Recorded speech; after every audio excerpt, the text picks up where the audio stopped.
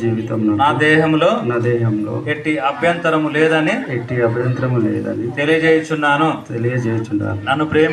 నన్ను ప్రేమించి నా కొరకు తను తాను అప్పగించుకొనిన నా రక్షకుడు సర్వశక్తి గల దేవుని సన్నిధానంలో సమావేశమైన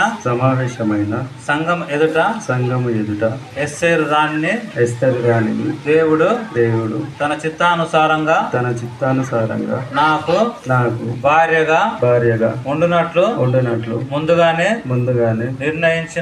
నిర్ణయించినాడని పూర్తిగా నమ్మి ఎస్తేరు రాణిని నా పెళ్లి భార్యగా చేసుకొనుచున్నాను.